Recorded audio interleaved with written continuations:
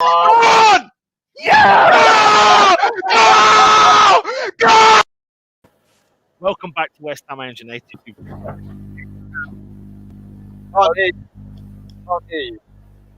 What? You sound like you're in some sort of cave. Can you not hear me now? No? Oh, that's better. Welcome back to West Ham United for our match, our highlights and words, I should say. Just witnessed West Ham beat Burnley 2-1 away from home, as West Ham have now catapulted ourselves right back into the mix, moving ourselves back up into 5th place. Let's take a look at the league, lads. This is the current league standings as we speak. West Ham have gone up to 5th place in 58 points. Behind us is Spuds on 56. Liverpool got a game in hand with 54. Everton with 52, who West Ham play next. West Ham are only 3 points away from Chelsea, and we have brought ourselves right back into the mix. We're joined by Stel, of course, Matt, and Alf. Alf, you're just brand spanking new into this. You did join us on the Matchday Live. What are your brief thoughts, Ralph? Worst performance in the last 4 seasons, I'd say. Absolute rubbish. Moyes, manager of the season. He couldn't even manage my local village shop. Rubbish. No, very good. Very good, I thought. I think I'll be interested to see what Moyes says, actually, in the post-match, to see about the opportunities that we created versus the shots on goal. And that conversion rate, I think he'd have a lot to say about that. But it was quite tense, wasn't it? It's quite tense towards the end. But, again, great performance after the last 2 defeats. Yeah. We went away. Burnley, have been a bit of a sticky team for us the last few seasons. So, I thought we've did really well. You certainly, you can say that again, Alf. Well, I'll tell you what, let's get into the nitty-gritty of the game. Team news was in, Matt, and there was drastic changes to the West Ham starting lineup. Let's take a look at the starting 11. First and foremost, let's look at the defence. Ogbonna didn't make the game. Diop and maintained his position. Balbuena stepped out of the team, and Dawson came straight back into that. What was your thoughts when you heard the news that Dawson was there? I was not shocked that Dawson was in, but I was shocked that Ogbonna wasn't. I think, Moyes done his pre-match presser on Friday and said, look, he spoke about players that were coming back. He didn't say, he said everyone else was fine, and then lo and behold, we got the team news, and it was like, hang on, there's no Noble and there's no Ogbonna. So, But like we've been saying all season, as soon as someone steps out, whether it's an injury or a ban, someone else steps in and it just clicks. Like they were already playing. Everyone stepped up. Dawson did come straight back in. Yep, he did, mate. He absolutely did. Still, we moved further up the field, and then we saw possibly the biggest shock of the night was Mikel Antonio starting, but not just the fact that he started. We started to hear a little bit of rumours about Lingard was potentially not going to make the game. However, he did make the game. He started alongside Antonio, Fornals, Lanzini, and Ben Rama. Still, what was your genuine thoughts when you seen that lineup, mate? Well, like everybody, total shock, astonishment.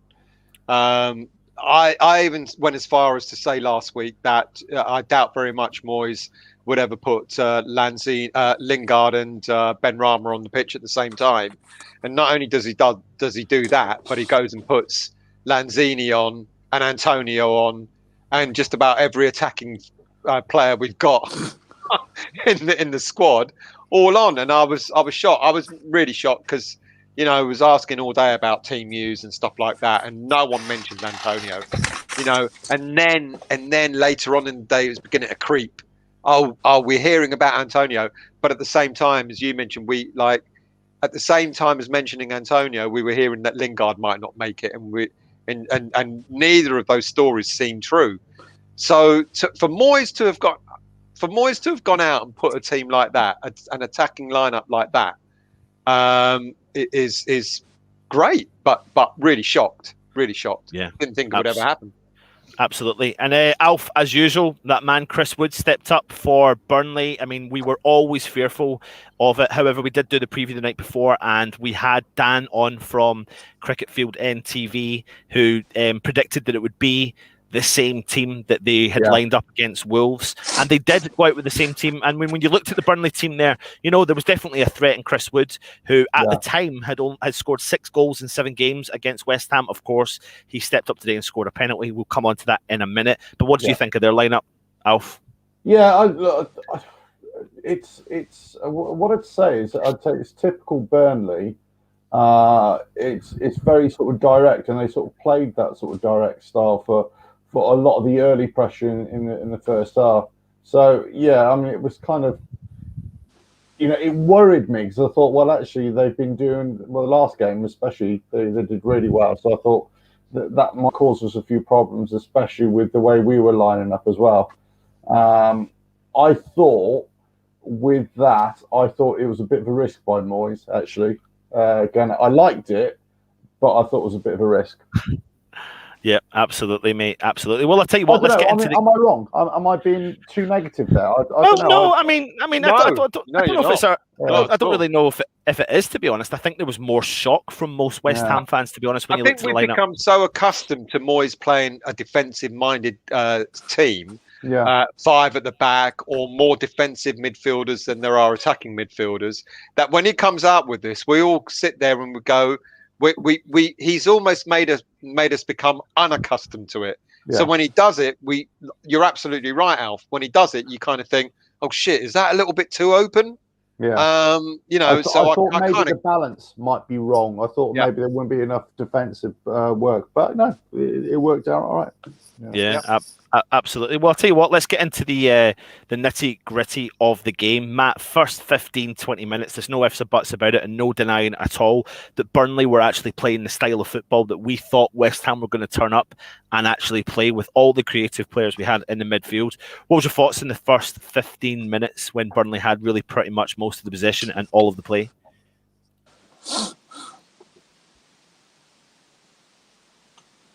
Matt? Sorry, I just completely zoned out there. First 15 minutes. I don't want to say we were sloppy. I think Burnley really came out of the blocks, didn't they? Like they came out flying. They were pressing high, and they could see. I don't know if they maybe pinpointed, probably from looking at our team, that the way they were going to expose us was the back line, and they were trying to force mistakes. They were pigging long balls in, which we knew they'd do, balls up and over the top. It took us a while to get settled, and they really did. I think maybe the first 20 minutes, they really did unsettle us.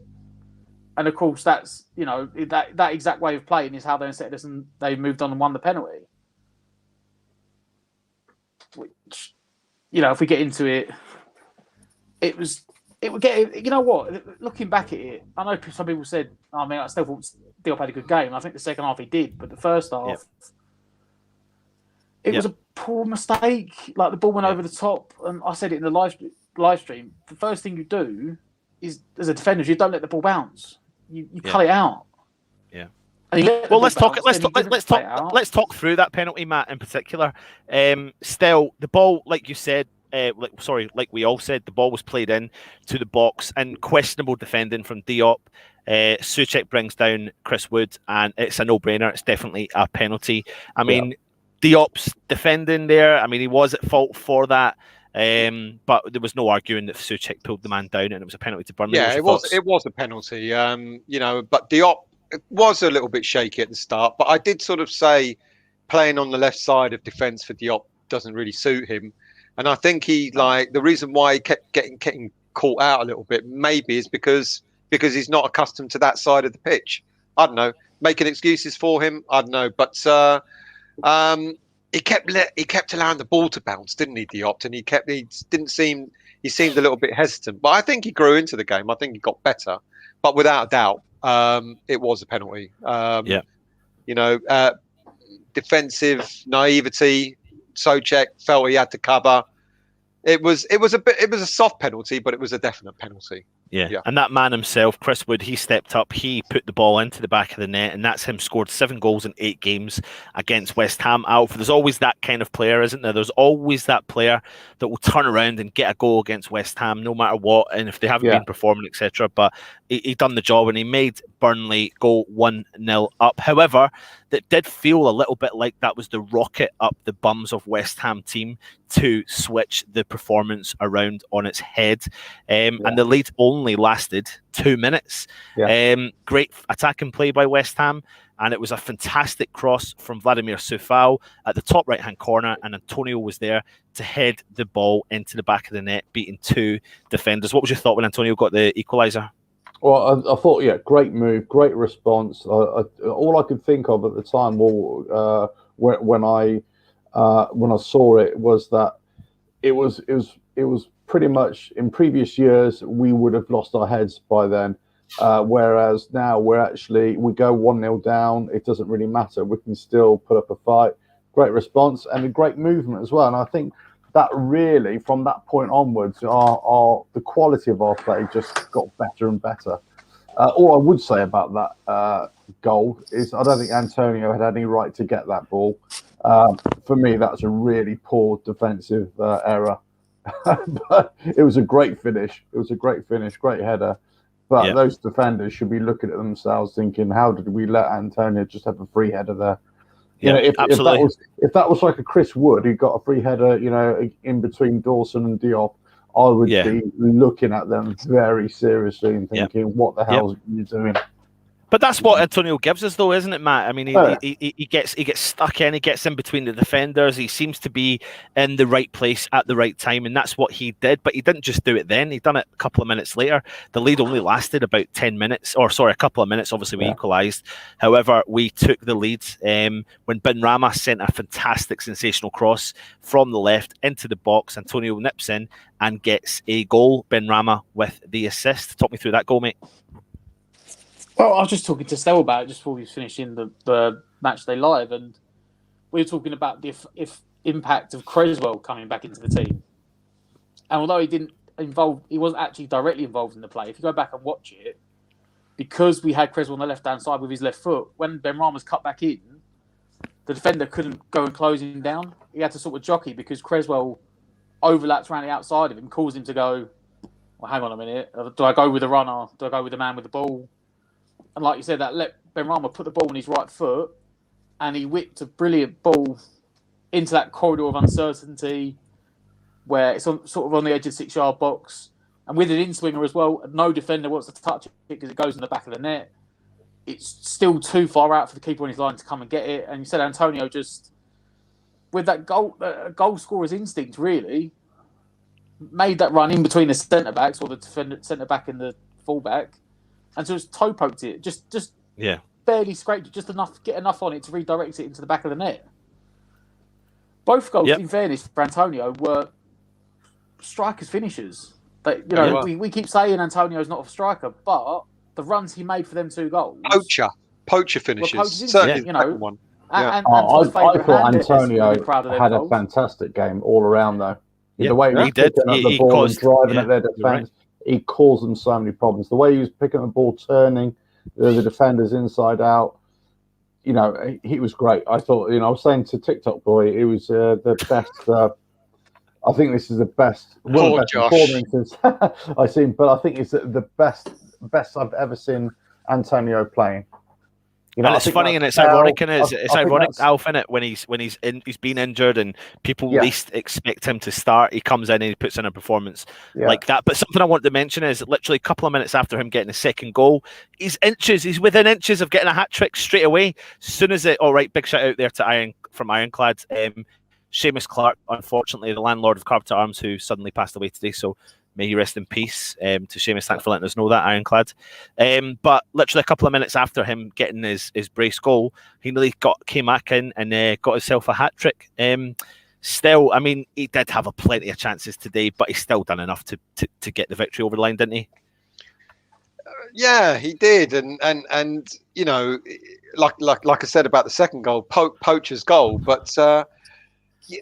He's an odd one, Antonio, isn't he? Because 1 minute he's sublime, and next minute, it borders on the ridiculous. Because, I mean, that chance he had where he kicked the ball onto his foot and cleared it, basically. I mean, it was. You look at that and you can only go. The second goal he scored was just what a brilliant little touch. Great ball in from Ben Rama and a great touch from Antonio, and you just went, wow, that is just that whole play was brilliant. And then he goes and does the literally a tap in, and he kicks it against his foot and clears it. And you do get one extreme to the other with Antonio, but fair play to him. No one expected him to be playing. We didn't even think he was fit enough. And he comes out and puts in a performance like that. I agree with Alf. I think he had a great game. But I kind of wish he didn't play the whole 90 minutes. I don't mean that in a bad way, but I kind of wish, Moyes had taken him off on 70 or whatever to rest him. Saying that comment, I know before the game he said about we didn't think he'd last the whole time. We go back to Aston Villa game and we brought him back too early before. Yeah. And you could see after like half an hour he was knackered. And they pulled him at half time like I was injured again. Whereas for me, like when I think Bowen came on for the last 15 minutes, we'll get to that in a bit, but Antonio still looked lively. He was still causing problems. He didn't look leggy. He didn't look tired. So I wonder if they've actually done right with him. Because don't forget, he's been out for a while now. How many weeks has he been out injured? And he does look like they've taken their time with him this time and not rushed him back. He still looks like he looks fitter. Yep, absolutely. Well, I'll tell you what, let me move on forward into the game. Quite quickly, Burnley did try and counter-attack West Ham, and Dawson cleared the ball off the line. But West Ham went in the half-time, 2-1 up. We had 10 attempts at goal in the first half. I think that was our joint highest tally in an away Premier League game this season, which was 10 versus Aston Villa back in February. But I want to talk about one player in particular, Alf, and that is Lanzini. Have a look at these stats related to Lanzini tonight. 95% pass accuracy, 18 final third passes, 13 ball recoveries, 3 long passes attempted, 3 long passes completed, and 1 big chances created. He sat a little bit deeper. He had space, he had time, but he dictated play from that midfield. What was your thoughts on him, Alf? Yeah, I thought he had a cracking game, just as many other players. But I think he was very successful tonight. He was given the freedom by the way we set up by Moyes to, as I say, just hang back and just pick up the pieces basically, and that's what he was doing for most of the game, just picking up the pieces and just playing simple balls, driving the team forward. I thought he had a cracking game, but he wasn't alone. This was very much again a good West Ham team performance. So I'd be very hard pushed to find a bad performance tonight. Possibly Diop, as I mentioned, for those couple of mistakes in the first half, but that's a stretch as well. And I thought Diop actually turned it round in the second half, to be honest. I thought it was a bit itchy in the first half, but he absolutely turned it round in the second half. But what you can see here, though, Stella, is that team unity, can't you, from the full squad? I mean, we are in this whole season as a full-blown squad. You said earlier on in the Matchday Live that under Bilic we were relying heavily on Dimitri Payet, but you can't help but deny that every player this season is stepping up to the plate, no matter who it is. Totally, and it's really good to see. That there is such a good camaraderie within the squad. Well, I guess you've got to understand, even if not all of us have agreed with it, but you've got to understand what Moyes has done. He's had a look at the team, he's had a look at the players, and he said to himself, "I know who's going to give me 100% every time I rely on them, and I know he might not do that, and I'm going to get rid of the players that won't do that, whether they're worth 5 million or 50 million." And he's done just that.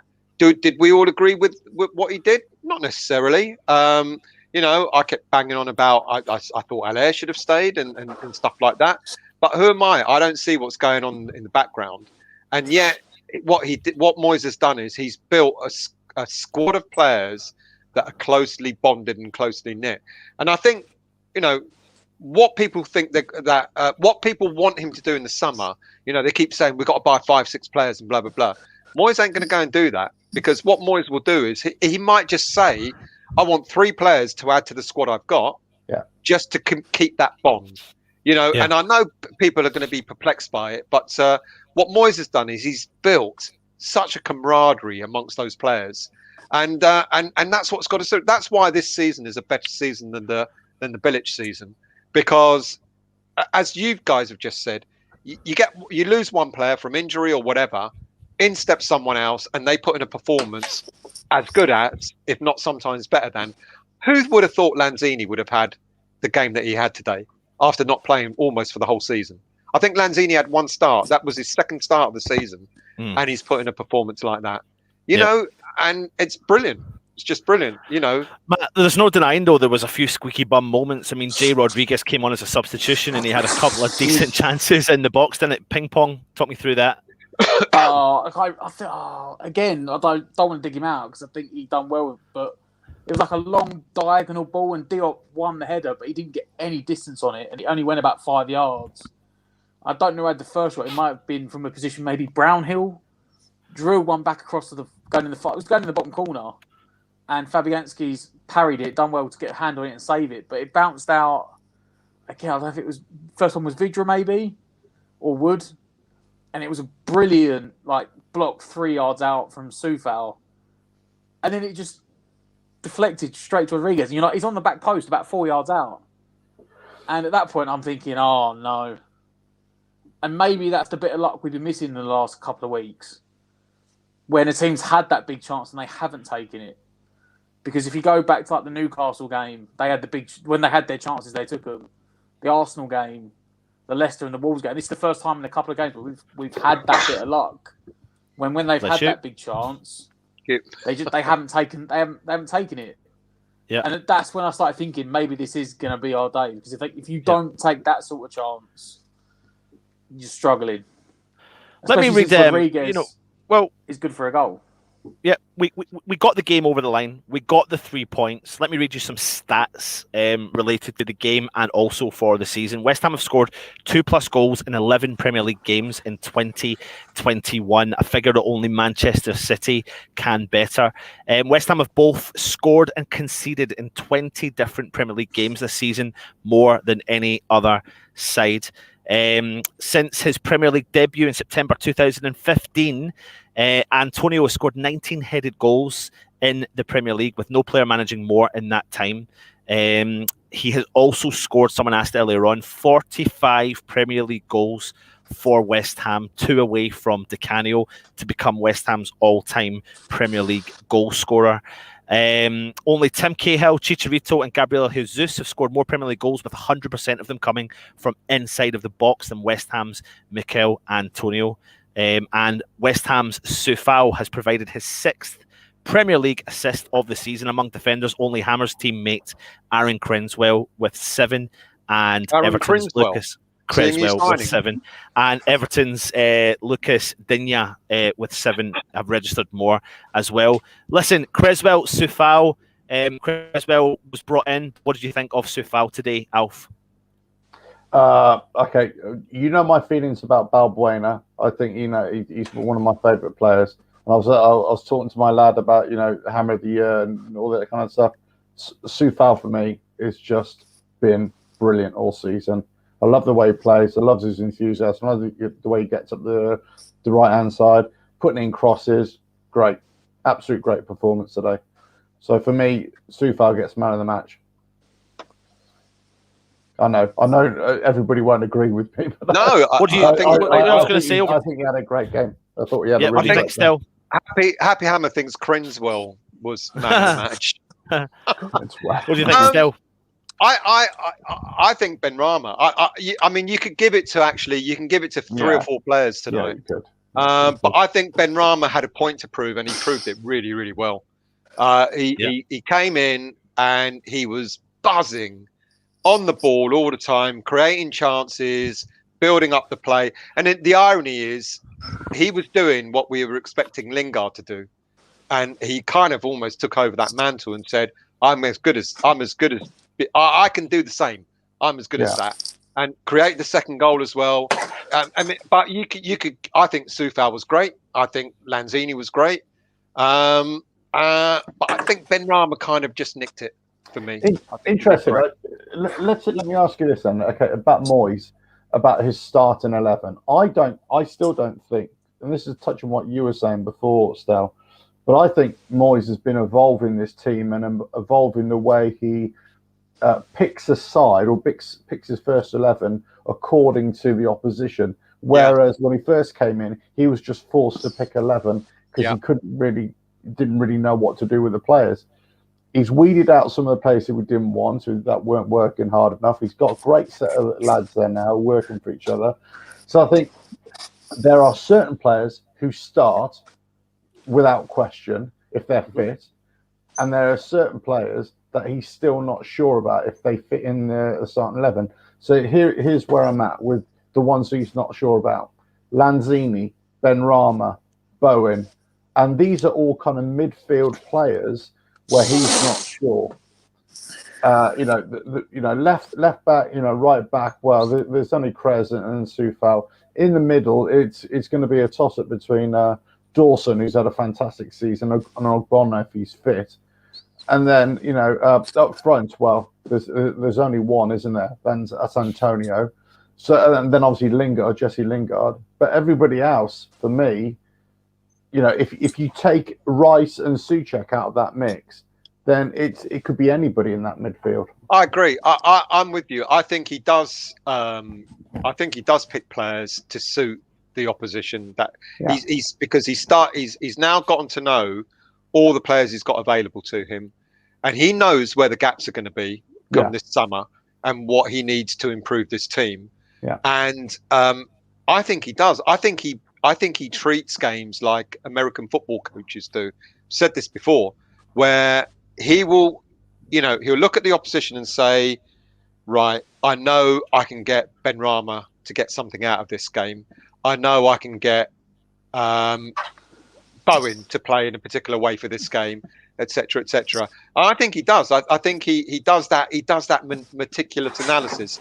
Doesn't always come off, but I think more times than not this season, he's proven his team selection to be right. Will we see? Someone asked earlier. I think it was Mandy asked earlier. Will we see this team again in the next game? The answer will be a massive no. First of all, Rice is coming back. We believe Rice will be back for the next game.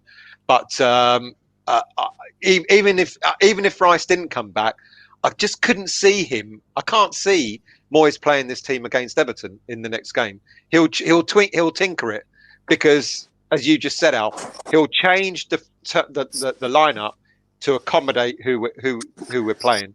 Yeah. Maybe that is the sign of a very decent manager that maybe we haven't given him enough credit for. Still, would he have played this team if Noble was fit? No, he wouldn't have done. No, he wouldn't have done. Was he forced into going more attacking because Noble was injured? He would have picked Noble and would have gone with either Lanzini or Benrahma. I think he was forced to do it tonight. And if he was forced to do it, the thing is, that's the whole point of having a squad and having the ability to change it. He could have tried. He could have tried to put Fornals in there. He could have tried to put Coventry in there. He could have done many different things, but he didn't. He chose to put Lanzini in that park. Final stats of the day was West Ham's possession: 55% to Burnley's 45%. West Ham had 22 shots to Burnley's 8. West Ham had 4 on target to Burnley's 3. 12 off target to Burnley's 3. So a good day at the office. We've done the job. We got the victory. We got the 3 points. We are up there. Who is your man of the match, Alf? And Matt, I don't know what you're doing, mate. I think you're moving house. I don't know what. There you go. Soufal, because he just a great player. I love the energy. Great player. Cool. Excellent. Still, Benrahma, because of what he's proved tonight. He was class tonight, Benrahma. Can't hit the target though. I know he can't, but that aside, for me, that second goal for me was just brilliant. That cross was just brilliant. I think. Look, I think we can all agree. It's just our our hesitation in taking a shot that's letting us down a little bit. Yeah. That's all. Matt, over to you, mate. Who was your man of the match? I'm going to eat my own words. There? I'm going to eat my own words here. I'm going to go Lanzini. No. I think I'm going to agree with you. To be honest, I am. Yeah. You know what? This is. I'm glad. I'm not glad because Noble's injured because I don't want him to be injured. But we've been saying for weeks, you don't have to play Noble every game. Yeah. And Lanzini's ability today, sitting back deep, dictating the play, picking the ball off the centre backs, and making passes in the midfield, so we don't have to pump it long or go down the wings. Exactly. Opened up the game, and I said he can't play 90 minutes. Don't start him anymore. He's no good out there. But he's come in today into a different position, and he's shown he can do it. He's go back to this point, Lee. I love how the last 4 or 5 matches we're struggling to pick man of the match because that shows it's what Alf mentioned a minute ago. The squad. Yeah. You know, the depth in strength, the strength in depth. We haven't got a big squad, but it's more about quality rather than quantity. Let's not forget what happened Bilic's second season when we pumped the squad full of average European players, and that was our downfall. Now we've got European players who didn't want to work. Yeah, and now we've got a smaller squad, which Moyes will definitely add to. But he will, and I hope, Lee, that we're having the same conversations again next season when we're going, I couldn't pick man of the match because everyone played well. Yeah. You know? Yeah, absolutely. Yeah. Agree with that. Absolutely. That really brings an end to our review, highlights in words show. Thank you very much for joining us. Anyone else want to kind of bring up anything? I agree with W&P. Sam, you know, get the barrel of San Miguel's in, Matt. So we can get more goals. Yeah. Yep, absolutely. Any last points anyone wants to make? Let me ask you this question then. And this is to everybody. Let me ask you this question. I agree with Epic. If Lanzini and Ben Rama were the best players on the pitch tonight, which one of them starts the next game against Everton? Because I guarantee both of them won't start. I 100% agree with you. I cannot see either of them starting next week. How ironic. Yeah. Because Rice will be back, and so that's one place gone. Yeah. And then, you know, I don't know, Masuaku might be back or something like that, and that'll be another place gone. Yeah. You know. I agree, Matt. I agree. I agree, Alf. I agree. I give the nod to Lanzini more than Ben Rama, I think. I think Lanzini misses out harshly. I think I'm with Alf. I think they'll both be benched. I can see Ben Rama playing because the comments apparently Moyes has given were very. He was a bit cynical on Ben Rama. He said you need to do it more. You need to be more consistent. But he had a very, very good game today. Yeah. And if Moyes is like the way he played today, Moyes would probably give him a run out again. I think Lanzini had a brilliant game. I say he's my man of the match, but I'm sorry, he doesn't start in a game. It's going to be very. He's not going to start over Rice, especially in a game where, no offence to Burnley, but the attacking outlets of Everton are far greater than Burnley's. And that's why he will not pick the same team. When we're playing bottom eight teams, and they're just going to do what Burnley done today, and they're going to sit back like Newcastle pretty much did, put hitters on the counter. You need that guy that's going to pick up the ball and dictate the play. And Lanzini's done it brilliantly. But when we play in Everton, and they've got Richarlison, Calvert-Lewin, Sigurdsson, Digne. But isn't that the sort of game that you should be taking the game to those teams and saying, we'll play like for like, you know, we'll go and attack you and give you something to worry about. Burnley had enough chances today, cutting through us at times to get goals. They did actually. They're attacking the thing about those chances where there were clear-cut chances as well. Yeah. But that's their quality. It's the reason they're down the bottom. Like we said on the preview last night, they don't score enough goals. Yep. I think they've now scored 31 goals in 34 games. They don't average a goal a game. Yeah, that's why. Because okay, another question.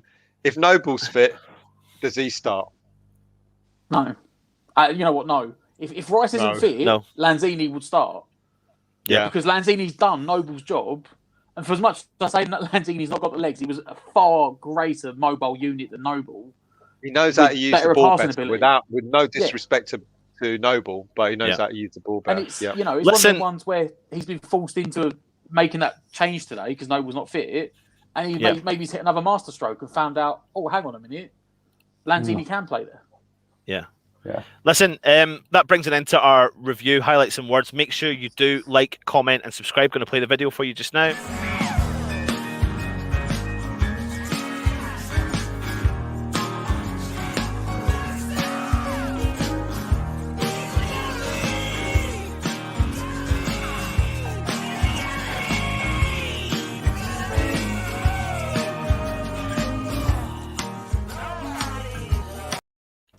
So much better that music than some of the crap you put out. Yeah, we'll just ignore you still. I was just having a bit of a bop along there. Thank you very much. Nice. Thank you very much for joining us tonight. We have had the that wasn't me, that was Matt. Thank you very much for joining us tonight. We've been doing the highlights and words. Stell's done the West Ham Weekly earlier on today. We've done the highlights and words show just now. Tomorrow's schedule will be as follows. We've got a West Ham Daily, 1:15 p.m. ish, followed by a player ratings show at 7 o'clock. We'll talk after, because you just keep going on and you just keep the show going on for an hour, 2 hours, 3 hours. I'm just having to cut you short. We need to round up. Yeah. And so tomorrow, 1:15 p.m.ish for the West Ham Daily. Tomorrow night, 7 p.m, Matt and Jake are back for the West Ham player ratings. And yeah, make sure you like, comment, and subscribe. And thank you for joining us. Thank you for the support. Been amazing. Loads of people in the chat tonight. It's been good banter. We've given away 3 prizes. We didn't give away the West Ham top because no one got the guess right. However, we will put that into another show and give away the West Ham top. And thank you very much for joining. Whoa. Hold on. Prizes? You gave away. Yes. Yes. I thought thought we agreed that we weren't giving out prizes. We were just going to give them to me. We were going to keep it amongst ourselves. I've already tried that one, Alf. TikTok boy was involved. I'm a little bit more transparent than you lot. Anyway, he's been Alf. There he is. He's Alf. See him there? We're all a bunch of liars. We're all a bunch of liars. Revelator Alf. See this guy? Still. See him? He's still. See him there? He's Matt. That's right. Like Matt. And West Ham see him. Come on, you guys. Thank you.